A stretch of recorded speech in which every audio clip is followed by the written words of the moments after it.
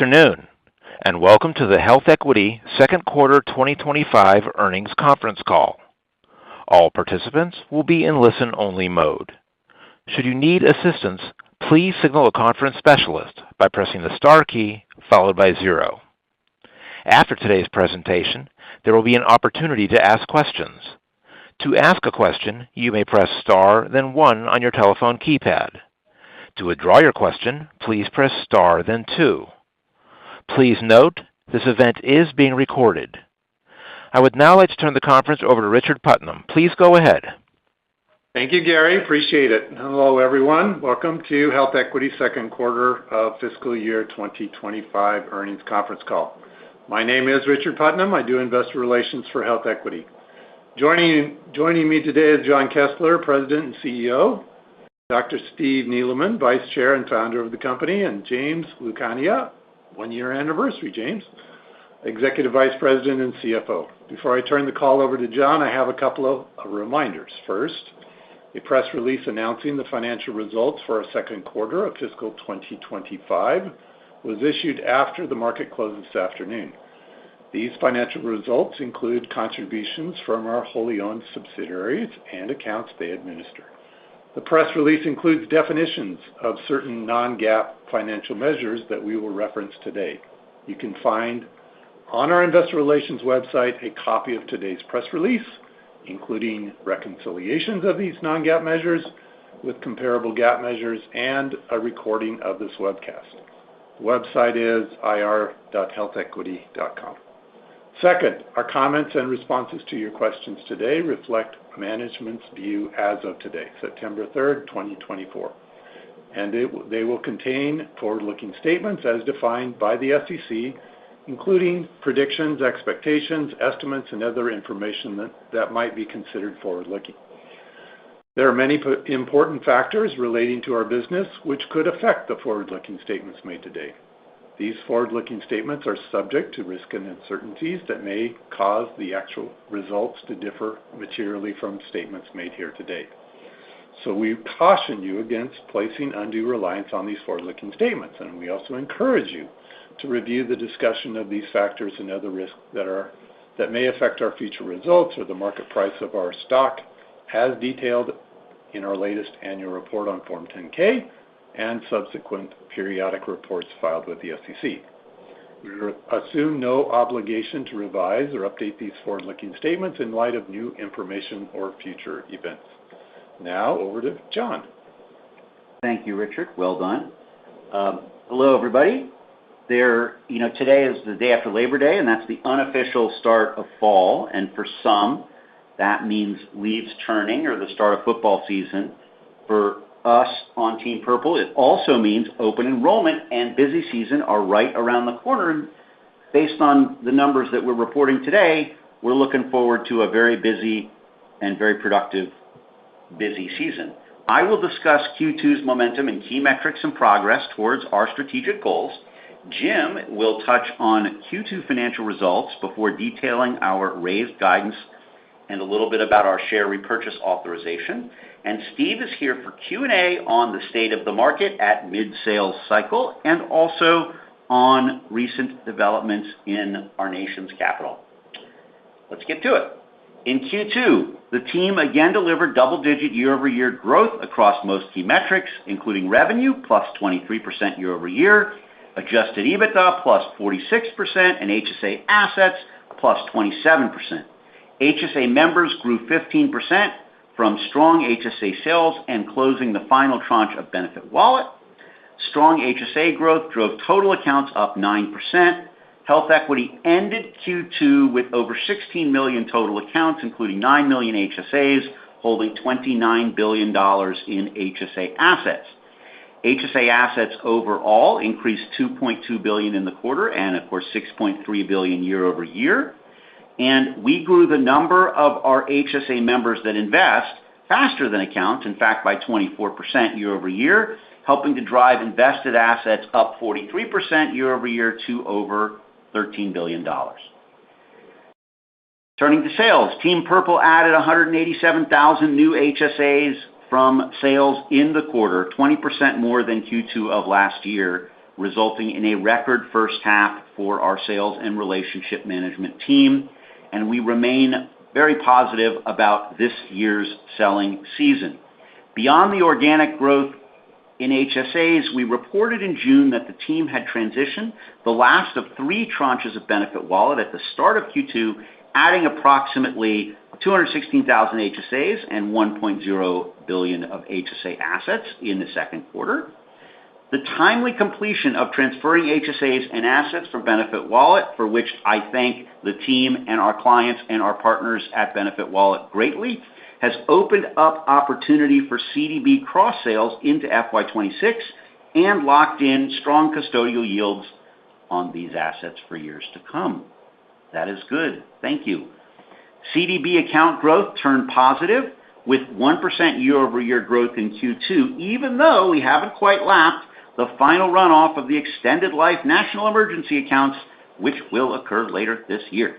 CDB sales into the plan year beginning January 1 also look very robust. Results this quarter also represent a down payment on the multi-year 3Ds strategy, that's 3Ds, we discussed at Investor Day. And each of the Ds represents kind of a transformation within the company. The first D, which is delivering remarkable experiences, is about the digital transformation of service delivery. In Q2, the team delivered flat year-over-year service expense on 9% total account growth. That's really good. A new mobile app launched, continuing our rollout of Claims AI, and last month, in August, I can't believe that's last month. It seems like it was just 2 days ago. Our card processor migration wrapped up. Thank you, team, for that, which enables stack cards on major digital wallets and next year instant card issuance, which I'm really excited about. The second D, deepening partnerships, is about the digital transformation of sales and the deepening of our partnerships around the health benefits ecosystem. In addition to record HSA openings and strong CDB results, the team continued work towards scaling partner-facing APIs with a new third-party developer portal. It's coming. It's coming a little later this year, maybe in the third quarter. I think the third quarter. The team, just try and transcribe that. The team also expanded our stable of blue-chip enhanced rates partners, speaking of partners, to keep up with adoption of enhanced rates, especially by new HSA members.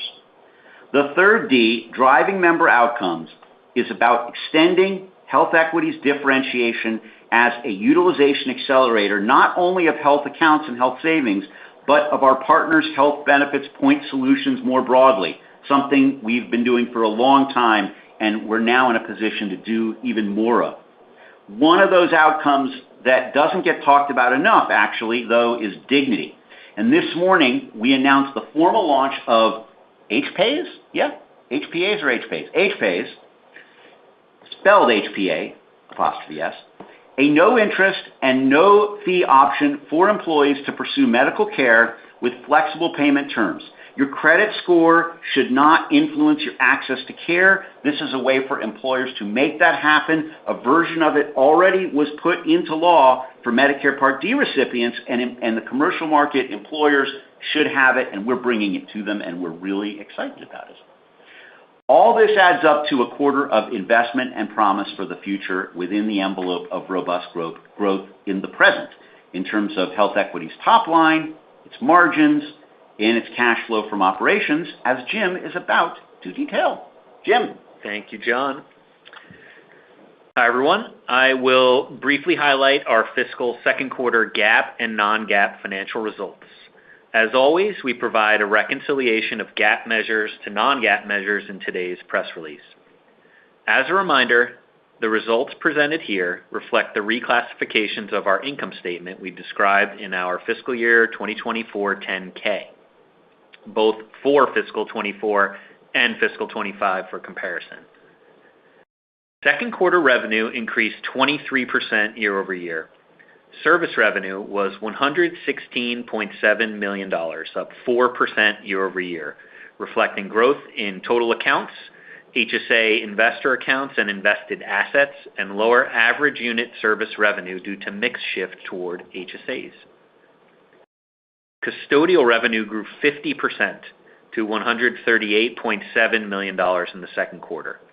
The annualized interest rate yield on HSA cash was 3.1% for the quarter as a result of the benefit wallet placements and continued mix shift to enhanced rates. Interchange revenue grew 14% to $44.5 million, notably faster than account growth, as members drive more payment activity to card than from cash reimbursement. Gross profit as a percent of revenue was 68% in the second quarter this year, up from 62% in the second quarter last year. Net income for the second quarter was $35.8 million, or 40 cents per share on a GAAP EPS basis. Our non-GAAP net income was $76.3 million, or 86 cents per share, versus 53 cents per share last year. Adjusted EBITDA for the quarter was $128.3 million, up 46% compared to Q2 last year, and adjusted EBITDA as a percentage of revenue was 43%, a 650 basis point improvement over the same quarter last year. Turning to the balance sheet, as of quarter end, July 31st, 2024, cash on hand was $327 million, as we generated $174 million of cash flow from operations in the first half of fiscal year 25 and used $200 million of cash for the Benefit Wallet acquisition. The company had $1.1 billion of debt outstanding net of issuance costs, including $225 million drawn on our line of credit in connection with the Benefit Wallet acquisition. As was reported in an 8-K filing last month, post Q2, we refinanced and consolidated our credit facilities, retiring the Term Loan A and amending and extending the revolving credit facility. The new facility extends maturities to 2029 and provides additional flexibility in terms and conditions commensurate with the company's enhanced scale and credit quality. Today's fiscal 2025 guidance reflects the carry forward of our strong sales trajectory, operational efficiencies resulting from our technology investments, and recent changes in interest rates markets. We expect revenue in a range between $1.165 and $1.185 billion. GAAP net income in a range of $94 to $109 million, or $1.05 to $1.22 per share. We expect non-GAAP net income to be between $265 and $280 million, or $2.98 and $3.14 per share, based upon an estimated 89 million shares outstanding for the year. Finally, we expect adjusted EBITDA to be between $458 and $478 million. We expect the average yield on HSA cash will be approximately 3.05% for fiscal 25. As a reminder, we base custodial yield assumptions embedded in guidance on projected HSA cash deployments and rollovers, the schedule of which is contained in today's release, an analysis of forward-looking market indicators such as the secured overnight financing rate and mid-duration Treasury forward curves. These are, of course, subject to change and not perfect predictors of future market conditions. Our guidance also includes the expected impacts of our now completed Benefit Wallet HSA portfolio acquisition on the remainder of the fiscal year, including higher revenue and earnings, along with higher net interest expense due to an increase in the amount of variable rate debt outstanding and drawdown of corporate cash to fund the acquisition. Our guidance also includes the commencement of share repurchases as part of the $300 million repurchase authorization announced today. We expect both to return capital to shareholders and reduce revolver borrowings in the remaining 2 quarters of the fiscal year. With our new revolver and continuing strong cash flows, we'll maintain ample capacity for portfolio acquisitions should they become available. We assume a non-GAAP income tax rate of approximately 25% and a diluted share count of 89 million, including common share equivalents. Based on our current full-year guidance, we now project a GAAP tax rate for fiscal 2025 at about 25% as well. As we have done in previous reporting periods, our full fiscal 2025 guidance includes a reconciliation of GAAP to the non-GAAP metrics provided in the earnings release, and a definition of all such items is included at the end of the earnings release. In addition, while the amortization of acquired intangible assets is being excluded from non-GAAP net income, the revenue generated from those acquired intangible assets is included. With that, we know you have a number of questions, so let's go right to our operator for Q&A. We will now begin the question and answer session. To ask a question, you may press star, then 1 on your telephone keypad. If you are using a speakerphone, please pick up your handset before pressing the keys. To withdraw your question, please press star, then 2. At this time, we will pause momentarily to assemble our roster.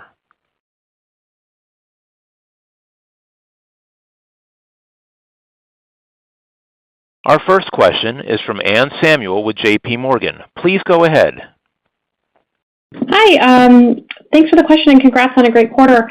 I was hoping you could provide a little bit more detail on the launch of your health payment accounts and maybe how to think about how those might contribute to the P&L. And is that going to be part of your selling season this year? So let me just start with the longer term and work our way back to the short term. What this product really does is it is intended to assure that when people, particularly those who are in employer-based health plans, but the product also works for plan-sponsored individual plans if there's demand there. But when folks are going to pay their out-of-pocket expenses, their ability to get care at that point really shouldn't be limited by their credit limit or credit score. It's just not the right answer in our view. And the product gives employers and health plans a very cost-effective way to get to avoid that. And so my view is that this will have relatively broad applicability out there, both to people who might be using HSAs or the other health accounts, but also to the broader population, including those that don't. And remember that even at market maturity, right, we don't expect that everyone's going to have an HSA or the like.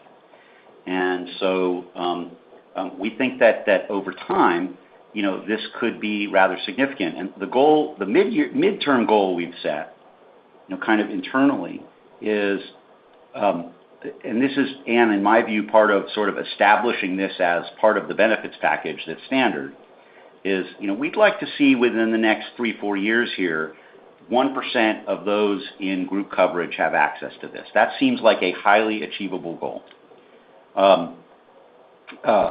Now, so, that seems fine for the relatively near term and then go from there. So it's establishing something new that in a way is back to the past. When folks had, HMO plans with little choice and whatnot, they typically, these costs were being covered in the same way. They were just in premiums. And so, it's sort of in a way going back to that from a cash flow management perspective.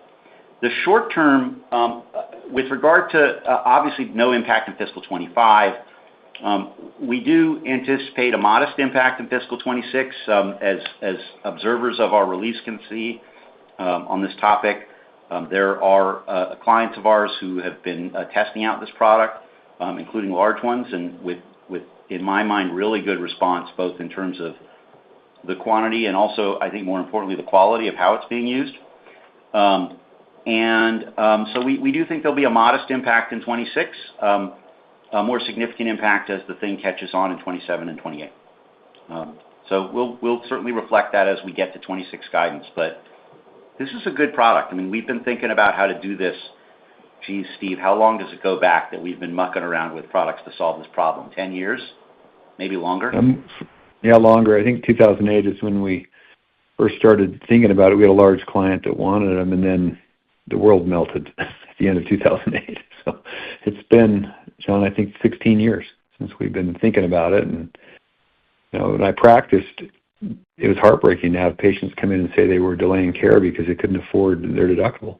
And we think the HSA is the best way to fund the deductible, but for people that are just getting started, these work great too. So we're thrilled with our team. Yep, exactly. Thanks for asking. Perfect. Well, congrats on the launch.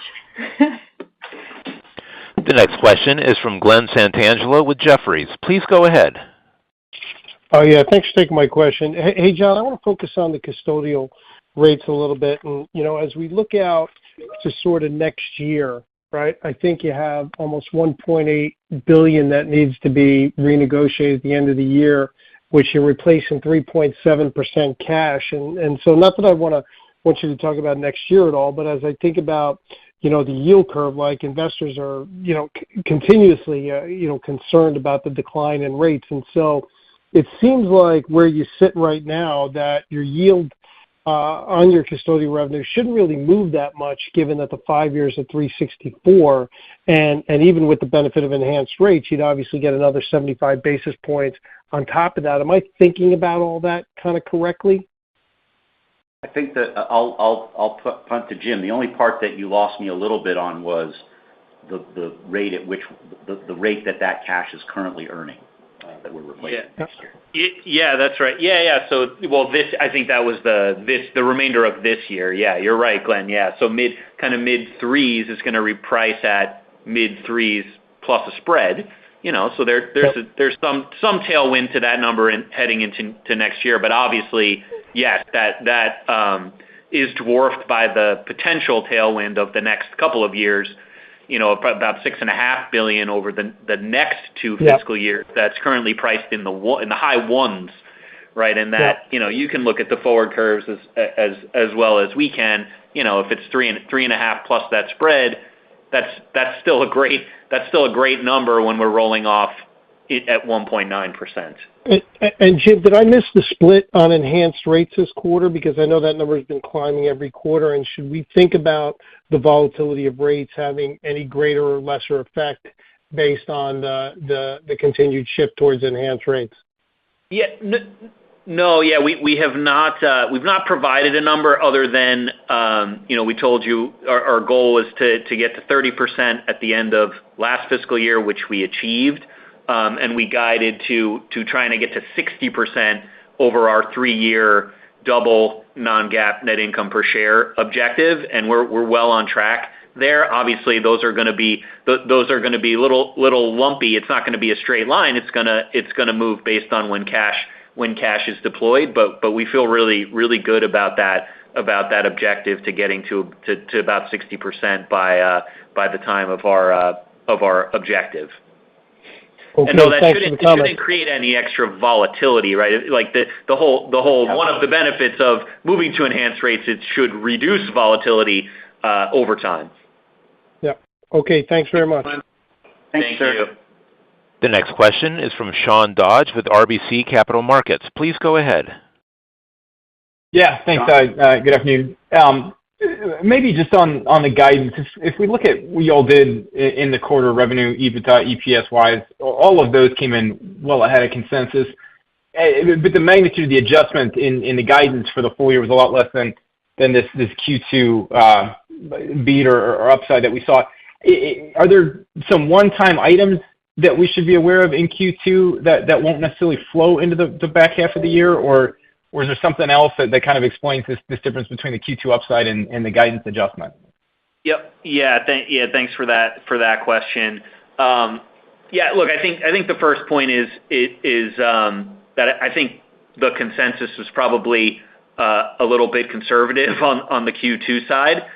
So that sort of quarterly phasing of our prior guidance didn't quite align with our internal expectations. But if we think about it, about $10 million of upside for the year versus our expectations is kind of how we would think about it. And then offset by about a $5 million movement in the other direction based on the downward shift in the forward rate curves for the back half of the year. And where does that $5 million come from?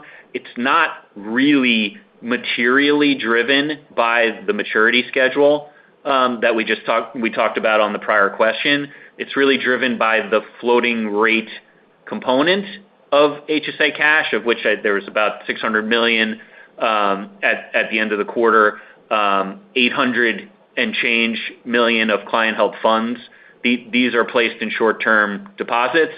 And then a little bit of the placement in the back half of the year. There's $2 billion to be replaced in the second half of the year. Obviously, those will be replaced at slightly lower dollars than the 90-day ago guide would have hinted. So we think of it sort of in that manner, where we're achieving better than our expectations across the three revenue lines, to the magnitude of about $10 million, and then offset by the $5 million shift in rates.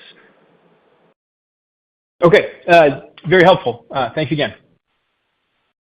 The next question is from Stan Bernstein with Wells Fargo. Please go ahead. Hi, thanks for taking my questions. John, you called out flat services margins on 9% top-line growth within services. Can you just unpack for us the leverage mechanisms there? Is this just a function of automating chat communications? Any stats on progress on that you can give for us, that'd be helpful. Thanks. Yeah, I mean, first, it's not flat margins, it's flat cost. Cost, yeah. Yes, correct. I mean, I hesitate to say maybe let's not all get so used to.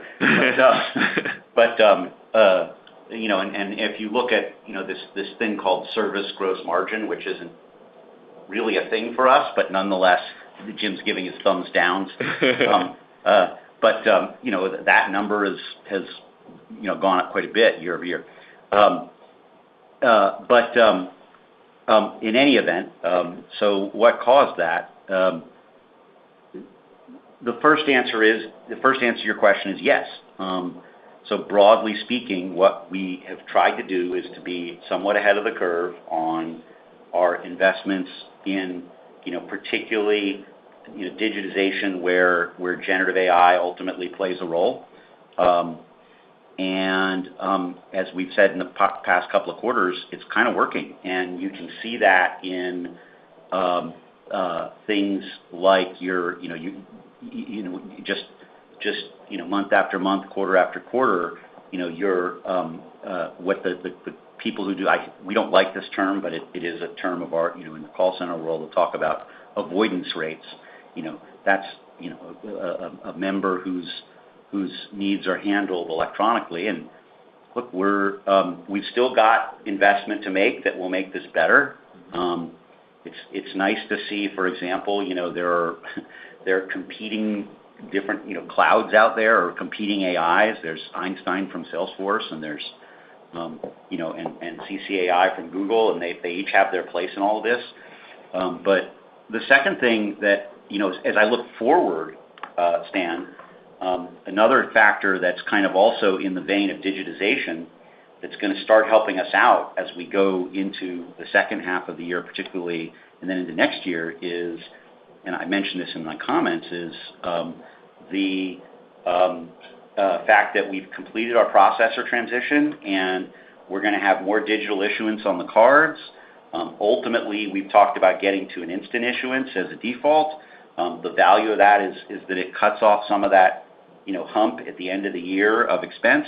We won't get there this year, and we never said we would, but at least we've got all the infrastructure in place. And so I think there's still a very long way to go here. But again, you know, the number that I kind of look at is that, it's, again, terrible term, but you know, you look at your avoidance rates, they keep going up, and then you look at the satisfaction of members who are utilizing these services where we are deploying them, and we're not deploying them where they, you know, we don't think they'll be satisfactory at this point. And the CSATs and the like remain quite high. So I think this progress is particularly noteworthy in a quarter where, you know, we had plenty of stuff to deal with.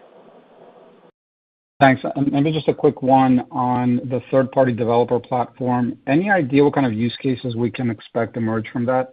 Thank you. Yeah, I mean, the easiest ones I'll just say are things that we already support today, but just not in a scalable way, right? So, you know, balances and recent transactions and the like going out, and some other stuff coming in. You know, this is going to help us do that stuff. But I think the more interesting opportunities, you know, are over time, and not so much over time. Some of them are here right now. Are, for example, API-based enrollment. is a really great example where again, that's why this is about broadening our sales reach, you've got partners where they want to do member enrollment, and in some cases even client enrollment on their side of the fence, and we can offer that as a service through an API dev portal. That's pretty good. So a lot of the things we're looking at here are really about, again, the building of, the sort of, for lack of a better term, continuing to build off of what's always been our differentiation, and that's been in partnerships and the value we can bring to partners just as they bring value to us. So those are the kinds of things I think that I find particularly near-term exciting, and I would expect that, within some amount of time measured in months rather than years, that we'll see the first of those enrollment type API things come online. Great. Thank you. Thanks, Dan. The next question is from Alan Lutz with Bank of America. Please go ahead. Good afternoon, and thanks for taking the questions. I want to follow up on Stan's question around the service gross margin.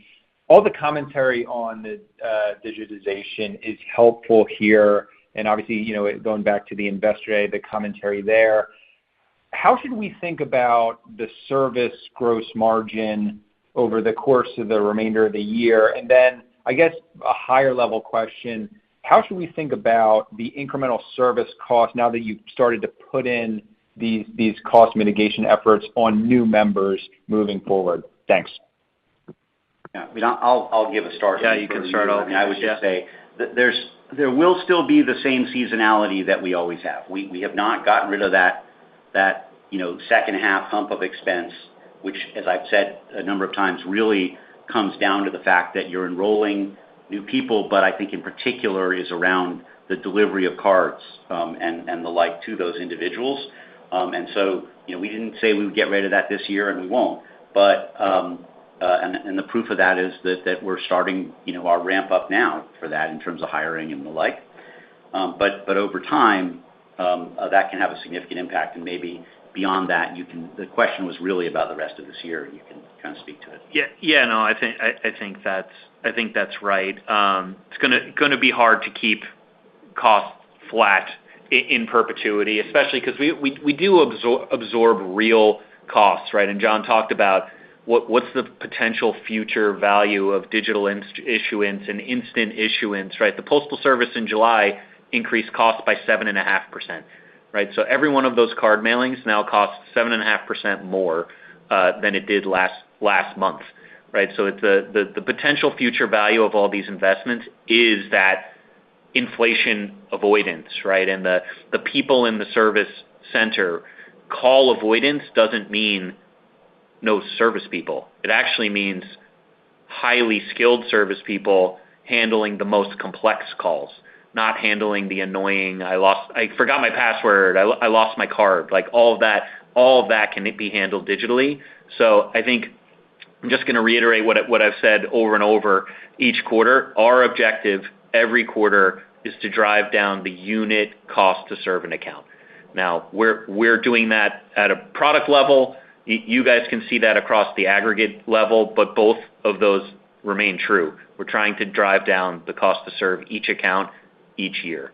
And it's going to be many levers to pull to get there. But yeah, I think this is a particularly strong quarter and a really strong first half, keeping costs as flat as we've done. And the team has done an amazing job. Great. Thanks, Jim. Thanks, Alan. The next question is from Scott Schoenhaus with KeyBank. Please go ahead. Hey, guys. Thanks for taking my question. Just curious what drove the investment growth this quarter. Was it from new accounts that you automatically were trying to push towards there? Just kind of want to talk about the dynamics on why you saw such strong investment account growth. And then I have a second question on kind of the job market and all the recent data, but that's my first question. Sure. On the first question, I think certainly the rolling over and transition of the benefit wallet accounts, the last tranche, was helpful in that it gave us an opportunity to present a set of from our perspective, a set of investment options that weren't all available on the prior platform, and that was probably quite helpful. Generally, I think beyond that, as you well know, while we don't give people capital A advice on the allocation as between investments and HSA cash, as we call it, we nonetheless we're not shy about the fact that we think that investing is the right answer for long-term dollars. And so, we continue to promote that. And, one way that we are, kind of for lack of a better term, we're refining some of the digital outreach strategies that we've used at open enrollment to be used year-round. That's, I guess, why it's called Engage 360. Is that degrees or days? I'm not sure. One or the other. Maybe 365. We take 5 days off, yeah. 8 days. But in all seriousness, and getting people at the right moment on this stuff is pretty valuable. So yeah. As we've said many times, we think that the people who invest, the investment is sort of additive to, on the average to people's cash balances, and they're stickier customers. They hang around longer. They and they're doing the right thing for themselves and for the broader mission of the organization. So I think that was helpful. I mean, obviously, there were market gains during the quarter, though less so on July 31st than today. Maybe not today. But than before today.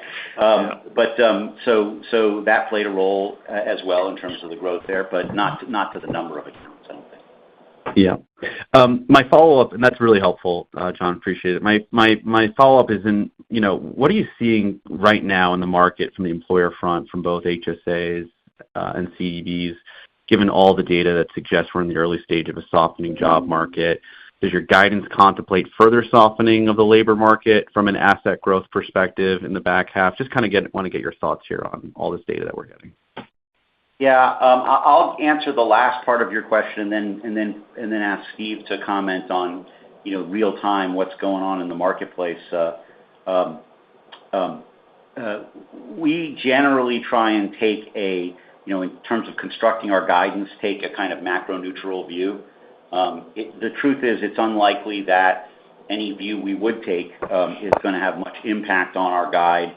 So it's not that hard to do. But that's kind of the way we approach it. I'll just say, generally, the view that we're hearing from clients in terms of their thinking about the macro is that one of the things you have is you have these extraordinarily low churn rates. And that's kind of impacting things in terms of the pace of new hiring and the like. But in any event, Steve, maybe you can talk about how what you see in the market this year.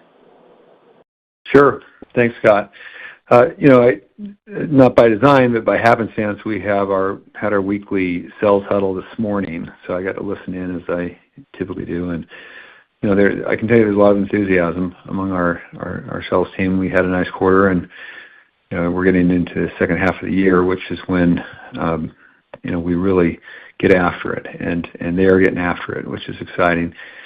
I think that one of the things we've seen, we've been through several cycles now with HealthEquity. I mean, even going back to the 2008 downturn and others, and we are protected a little bit because when the job market softens, we don't like it, but when it softens, we do have employers that say, look, we need to, again, kind of take a look at our costs, what's the best and most efficient way to have people get really good benefits but still save some money for them on their premiums, and also save some money for the employer on premiums and ultimately trend, and it all comes back to these consumer-directed plans, CDBs with HSAs being kind of in the pole position. So look, there's a lot of enthusiasm. We continue to expand our distribution partner base. We're doing a really, really good job of integrating all of the new plans that we've been able to bring into the HealthEquity family through the acquisitions and things like that. So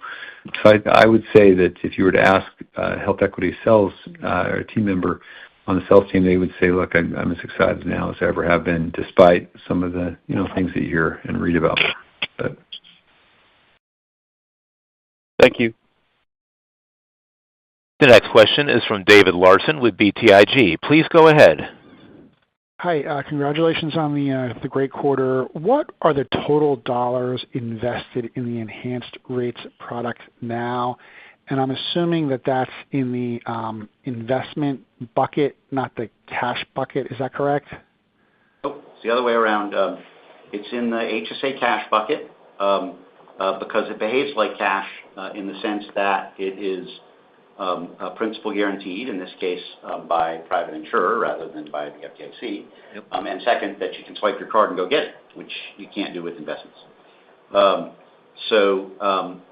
We have roughly, if I have this right, a little under $16 billion in HSA cash. Mm-hmm. A little over. A little over Yep. $16 billion. That's good. And our goal is to see. I was just adding 13 and 29. That's all I could do. Or but our goal at the end of this year is to be at 40% of our total being in enhanced rates. No, our goal is to be 60 by the end of 2020. I'm sorry. Thank you. Is to be 60% within 3 years, or specifically in FY27. Yep. And sorry, my bad. And as Jim said in his commentary, you can kind of interpolate that. I would maybe just add the color that, as Jim said in his commentary, since it's a little bit lumpy to some extent as cash contracts expire, as you can see in our sheet there, that's a little forward loaded into fiscal 26. And so I think we'll get, we'll make more progress in this year and next, and the last sprint in 27. So I think we don't release a breakdown every quarter, but suffice it to say we're very much on track to meet that goal. And maybe Jim, you can clean up. Yep. Yeah, no, I think that's right. Right. Obviously, we placed a good amount in enhanced rates with the benefit wallet cash coming in. So we got a good head start on our progress towards that goal. Now there's not a whole lot of cash being placed at this part of the year, so the mix doesn't really move that much. And as John said, towards the end of the year, we have a bunch of cash being placed. Towards the end of next year, we'll have a bunch of cash being placed, so it'll be quite lumpy, but we feel good about the trajectory to getting to that 60% goal. Okay, so it would be 60% of the total, which is like $30 billion. So that would be around like of the cash. Sorry, no, of the cash. HSA cash only is percentage enhanced rates, percentage basic rates, and the investment totally separate. Yep. Okay, and then how much of that $16 billion is short term in nature? Okay, yeah. So I encourage you to take a look in the queue. We have a breakdown of that $16.4 billion, I think is what it is, of how it reprices the remainder of this fiscal year as well as the next 3 fiscal years, and then a big thereafter bucket. There is about $600 million of that cash that is in floating rate investments. So that will be pulled out of the chart. So I think you'll see 15.8 is the total HSA cash that's outlined in a maturity schedule with interest rates, average interest rates for each of the years. So we've got about $2 billion repricing in the remainder of this current fiscal year. Thanks very much. Thanks, David. 1.9, I think it was. Yeah. Yep. The next question is from Stephanie Davis with Barclays. Please go ahead. Hey guys, congrats on the quarter and thanks for taking my question. Can I be annoying and go back to that guidance question again? You may. See if you get a better answer. Here's hoping. Look, the implied second half margin implies a 5-point step down from 2Q levels. And I get what you said, there's this $5 million delta on yield. But you raised your yield guidance, and when I look at that 5-point step down, it's a $30 million profit delta. Is that investments that are just of that scale that I didn't appreciate? Is there some conservatism baked into the numbers? What is getting the margin so much lower than the first half of the year? Well, I'd say, let me start with the one. We did not change our HSA yield guidance, right? So it's still 3 point. We just took off the bottom end. Yeah, still 3.05. Versus 3 to 3.05, which I would consider. All right. Okay. Stephanie clearly planned this question. Yes, exactly. No, look, and I think there's a couple parts. So John alluded to, well, obviously the yield, we are going to take that little bit of downward step with the interest rate curve moving down. I think that's back end weighted into the year. We talked about on the service side that yes, this was a fantastic service cost performance quarter. And John alluded to, we can't count on that for every quarter into perpetuity. And I think we haven't talked a lot about the below gross profit costs as well. So I'll maybe preempt one of the questions coming is on the tech and dev spend, right? So that tech and dev spend as a percentage of revenue has come down pretty significantly, and more so than we would like it to be. Right, so we have a little bit of timing of projects, that we're pushing out to the back half of the year. But there's also quite some open positions in the tech and dev world that we would like to fill, and we are planning to fill in the back half of the year. So we talked about kind of peaking out at 22-ish% of revenue is where we hit tech and dev last year. We said that's likely to be the high water mark as a percentage of revenue. We're sort of 20-ish right now, and that's light, right? So we're going to get that back to where we think it should be. So continue. No, go ahead. I was just going to go and harass more about the tech and dev spend. That's what I was going to talk about. Go ahead. Well, so you talk about there's a lot of open positions that you want to go and fill them. So when I think about the cadence of your second half margins, because that's hiring, is that going to be a more stable straight line down? Or is there any big pockets to call out where you're trying to do it in a more rapid fashion? Just given that's a pretty big step still. Yeah, I'm not, Stephanie, I have to admit, I'm not, the answer is I'm not sure. I think that it's probably fair to say that it's the fourth quarter is going to see, there's a little bit of ramp activity. Though, look,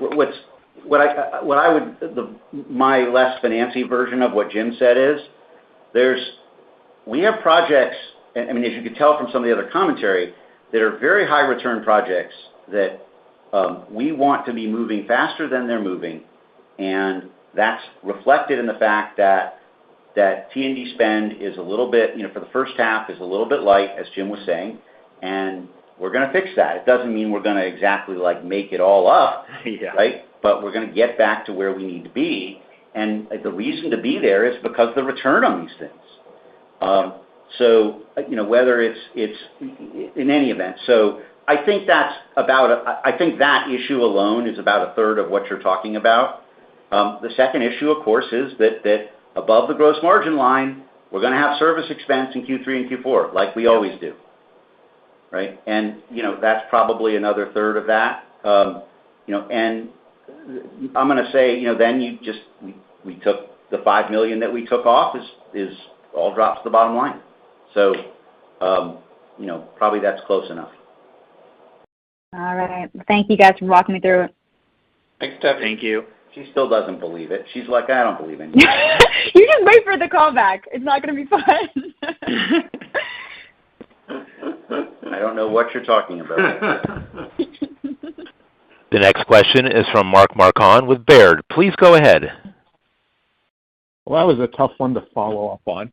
Yeah. I did exactly. I mean, we've all gone through the math. But if anyone could do it, Mark, you. Oh, I mean, there's one other possibility in terms of the guidance, which is this, conservatism. One thing that I was wondering is, you talked about, some elements of the guidance going all the way out to fiscal 27, like the 60% on the enhanced yield. Just given, some of the changes that we've seen with regards to yields, is there anything that you're seeing today, and obviously things can always dramatically change, but anything that you're seeing today that would take you off of your expectation of doubling non-GAAP net income by fiscal 27 relative to fiscal 24? I think there are puts and takes. Yeah. The short answer is no. That is to say that would remain our view, and what are the puts and takes? It's actually pretty simple. The pluses are the performance of the business. Yep. I mean, if you look at this quarter, there's as Jim likes to say, there's a lot of small green bars, and they obviously add up, right? But a lot of small green bars here, and that's the way you want it. I mean, service performed well. Yep. Interchange performed well. Custodial, wasn't the dominant force for once, which is good, but performed just fine. Enhanced rates is going fine. We had a few bumps. The team worked through those. Yep. So sales great start to sales. Yeah. So I think that's the good stuff. And then the pace at which we're like everyone else. The pace at which rates come down, will have an impact on the business in terms of, for lack of a better term, the pace at which revenues go up and margins. So, that's a happy problem to have, but it's one we think about. But I think, if I look at it by and large, we're without trying to reiterate multi-year guidance, there's nothing here that would, I'm going to say everything here that makes us feel like this was a good commitment to make for the business. And by the way, I'll say, the other thing not to be missed in all of that is we're doing all this within the envelope of making investments that will grow the business for years beyond that, whether that is, something that kind of is very modelable, like the transition to enhanced rates, right, which has a, forget the short-term impact, has a, a permanent impact in terms of increasing the value of the business, or something that's harder to model, some of the new product stuff we talked about today, the efforts to grow that, service revenue minus service cost thing, et cetera, et cetera. Those are all things that are likely to help us well beyond the sort of horizon of that goal. So that's my slightly longer answer. Great. And then I was just wondering, Steve, can Steve comment a little bit in terms of what, the chatter is on Capitol Hill, just with regards to, there's various scenarios in terms of how the election could go, but let's take if we have a blue sweep, and how do you think that ends up impacting decision-making with regards to potentially switching over to HSAs or expanding, high-deductible healthcare accounts? Sure, Mark. Good to hear your voice. I think we've always taken the approach that HSAs should be more bipartisan than maybe people realize. I mean, if you go way, way back, 20 years ago or more, 30 years ago, actually, back when John was in D.C., a long time ago. Now, Steve. Sorry, John. Sorry, John. Had to do it to you. It was a bipartisan effort. I mean, the whole concept of a medical care security account, I think is what they called it, came out of a bipartisan effort. This was back in Tom Daschle days. And fast forward 30 years, we actually have a really nice bipartisan effort that's come forward. And I don't know if you saw it, Mark, but it was during the August recess on the 23rd of August, while people were off playing around in wherever they were, the Hamptons. There were 6 congressmen, bipartisan, from all over the country, Pennsylvania, Utah, California, Nebraska, that came together, and they put together what's called the HOPE Act. You can look it up. It's House Bill 9394. It was led by Blake Moore here in Utah and then by Jimmy Panetta in California. And, we think it's a great piece of legislation. And I think it kind of answers your question. Can Democrats and Republicans come together and work on legislation that can really help Americans? And so I think that bill is well positioned, whether it's all blue or all red or half blue and half red or however you think about it. Just a note on that bill. The way we do the math, there's about 100 million working Americans, and about a third of them have access to an HSA. But that means that there's about two-thirds that don't. And there's 70 million American families roughly don't have access to a health savings account right now, and there's another 70 million Americans that are in Medicare, and they don't have access to an HSA. But the HOPE Act would start to fill some of those gaps, and so keep your eye on that. I think it's one that could move, and we're going to be supportive as we can, but we think there's tremendous opportunity to continue to expand this concept of a personally owned portable investable account, like an HSA and some of our other healthcare accounts. But now there's something out there that is a bipartisan effort. Great to hear. Thank you so much. Thank you, Mark.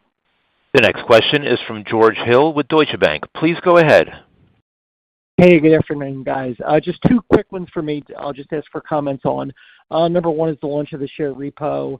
Does the start of the share repo at all change how you guys think about cap deployment, and does it say anything about the price that you guys are seeing for assets in the market? And then, John, maybe just an update on what I'll call like digital wallet, digital card, and retail partnerships, and kind of the ability to more seamlessly integrate them into the platform for transactability. Thanks. Yeah, maybe I'll take the first one. Yeah, so no, I would not read into any signal about pricing in the market. I think we are the logical buyer of HSA portfolios that come to market. I think what John and I have been pretty consistent about is we are not going to drive assets to market, right, by bidding up the price, right? So I think we have a disciplined approach to portfolio M&A, as evidenced by the Benefit Wallet transaction. I think that was quite accretive to the business, and we will continue to aggressively pursue similar opportunities. So it's not reflective of our lack of desire or pricing being out of whack, right? I think we will continue to try to add accretive assets to the portfolio, and we have ample capability to do so. So I think of the share purchases as in addition to the strategy that we've been executing. Yeah, and on your first point, or on your second point, we're not. I'll just say this: we're not really waiting for the digitization of the meaning for the virtualization of the plastic. There, we've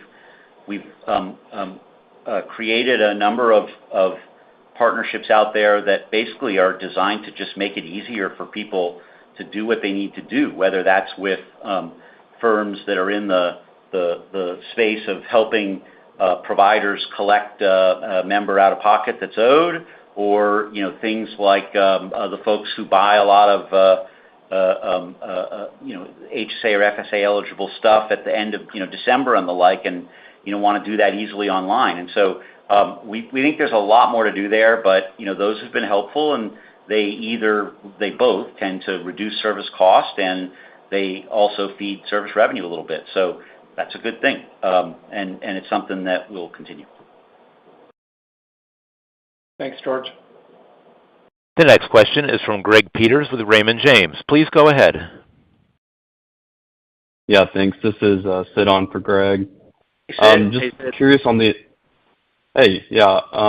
on the enhanced rate product, just thinking about getting to the 60% allocation. Are most of the assets moving into that product coming from new HSA assets, or are you also seeing existing members reallocate assets into that product? Yeah. Great question there. So yes, this year primarily it is new assets. So that's obviously the bulk of that being the Benefit Wallet acquisition. A lion's share of that cash went into enhanced rates. It is new members new clients being added. But you are hitting on the pulse, right? That is the next phase. In order to get to 60%, we will begin migrating members who are in maturing basic rate contracts. We'll be presenting the enhanced rate option as the default as bank contracts mature. So we're not breaking bank contracts to try and move that faster. We're gonna operate on the maturity schedule, and that's why it'll be a little lumpy, but it's also why we're comfortable with the 60% target that we're on pace there. Something that you said at the Investor Day that's always worth reminding people. Yep. Is that the biggest break on this thing is navigating the maturity. Yep. Of our basic rates agreements. We don't want to be in the position of even where it might be profitable to do so, of breaking these agreements, particularly at a time when bank deposits are a thing. Yep. And so we just don't think that's a good look to our regulators or to would-be partners in the future. So we've chosen to operate that way by and large, and it's not the presentation or the uptake that's going to keep us from getting there. It's just managing that maturity and liquidity. Yep. And then I also wanted to say that I wanted to name one of my kids Sid, and my wife wouldn't let me do it, but I still think it's the coolest. It's solid. Sid is a solid name. Solid name. So whatever you do with your life, Sid, it's going to be solid. All right. Thank you.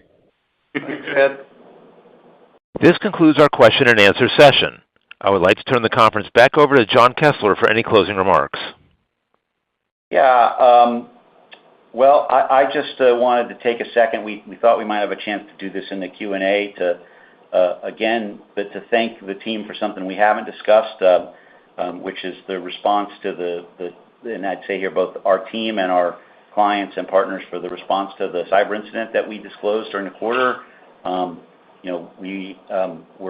think I personally was truly humbled by the sort of very constructive nature in which folks really focused on supporting members who might need support. I think this is how it should be done. So that's very much appreciated. And beyond that, go Dolphins. And I'm sitting in Boston, so maybe that wasn't the best idea, but the Dolphins are the strongest September team there is, so it should be good. See you all in a few months. Thank you, everyone. Thanks, Gary. The conference is now concluded. Thank you for attending today's presentation. You may now disconnect.